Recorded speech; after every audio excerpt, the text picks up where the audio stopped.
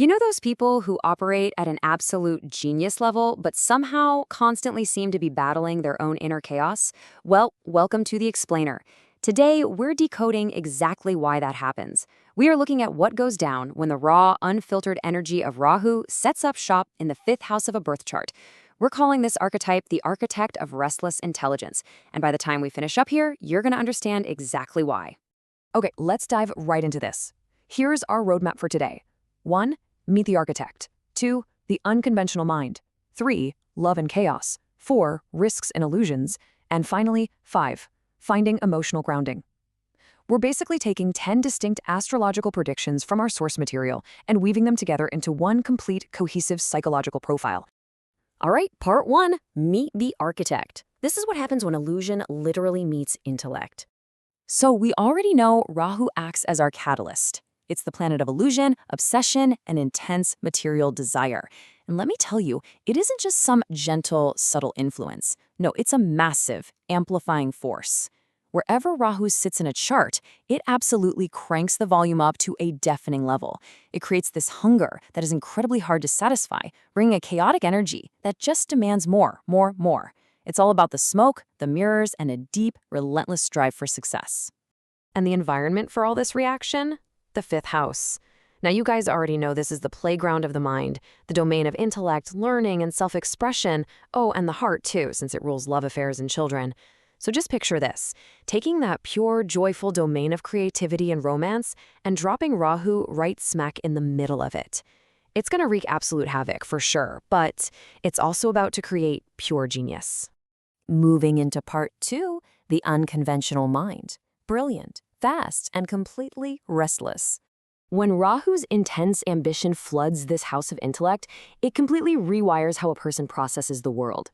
Their intelligence? Incredibly sharp, highly strategic, and they absolutely do not think in straight lines. Because Rahu is so experimental, their problem solving is entirely out of the box. They also have this phenomenally quick learning ability, especially with modern or technical stuff. They're the ones who pick up complex software in a fraction of the time it takes the rest of us. But underneath all of that brainpower is this fierce, burning desire to stand out. They don't just want to be smart. They want to be recognized as creatively and intellectually totally distinct from the crowd. But, of course, there's a catch. This mind essentially operates on a giant pendulum. On one swing, you've got sheer brilliance, innovative, strategic, quick to master anything. But because Rahu is the planet of illusion and lacks any real grounding, if that energy isn't stabilized, boom, the pendulum violently swings right over to confusion. The mind gets restless, it overreaches, it tries to process way too many variables at once. It's actually a state where their own massive intellect trips them up. It's this constant tug of war between really profound insight and just ungrounded mental chaos. Which brings us to part 3, love and chaos, the unpredictable heart. So this restless, amplifying energy, it doesn't just stay trapped in the brain. Since the fifth house also rules the heart, Rahu dictates their creative and romantic lives in the exact same way. And this brilliantly illustrates why romances for this archetype are rarely standard, and they are never boring. They are intense, they are highly unusual. It's the same story with their creative expression, super innovative but really inconsistent. You might see these massive bursts of creative genius followed by nothing at all. And this unpredictability even spills over into matters related to children or education, where they're super likely to have some pretty non-traditional experiences. I actually want to pause on this exact quote from the source material about romance. Romantic relationships can be intense, unusual, or driven by fascination rather than stability. This is absolutely the core of Rahu in the fifth house when it comes to love. The thrill of the unknown, that obsessive fascination with a partner, that is the fuel. For this archetype, the magnetic pull of fascination will almost always override that traditional, maybe slightly boring, desire for long-term stability. They're chasing the spark, right? Not necessarily the hearth. All right, on to part 4, risks and illusions, the gambler's edge. We've already seen how Rahu makes these folks brilliant. But remember, the fifth house rules speculative thinking, and Rahu rules material desire. And wow, that is a dangerous combo. Because their mind is so exceptionally sharp, when they enter areas of risk, like trading, gaming, or speculative ventures, they completely trust their intellect. The illusion here is that they're using strategic mastery and precise overcalculation. But the actual reality? Their decision-making is totally clouded. They are blinded by material desire and obsession. They literally think they are outsmarting the system, but most of the time, their overconfidence is just an illusion masking what's really motivating them. So here's the really crucial point. The mind overcalculates when influenced by illusion.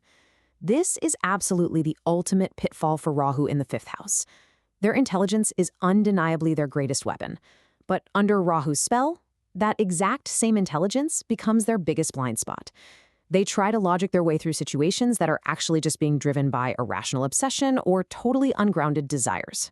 Which brings us to the real pivotal question for anyone with this placement, or, anyone dealing with this kind of restless genius.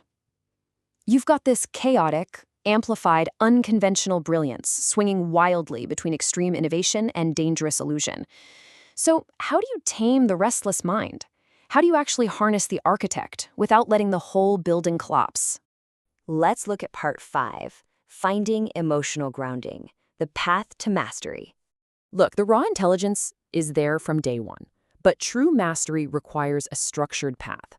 Let's move to how this builds. First, it starts simply by gaining real-world life experience. Honestly, you can't outthink Rahu. You just have to live through it. That experience eventually develops into emotional maturity, which is the actual antidote to the illusion and that chaotic fascination in relationships. Once that maturity locks into place, the restless intelligence finally becomes grounded. And that unlocks their true superpower, achieving consistent, exceptional innovation, completely free from those wild swings and inconsistencies. As the source material beautifully sums it up, over time, experience teaches how to balance cleverness with emotional maturity and stability. And I find that incredibly reassuring. If you resonate with this profile, just understand that the mental overreach, the wild swings between sheer brilliance and utter confusion, the totally unstable relationships, those aren't permanent sentences. Time and experience are literally the ultimate cures here. Life itself is going to teach you how to temper that incredible cleverness with the emotional stability you need to actually thrive. So we've explored the incredible highs and the pretty chaotic depths of this fascinating archetype. The architect of restless intelligence really does hold the potential for true world-changing innovation, provided they learn to anchor that brilliant mind of theirs.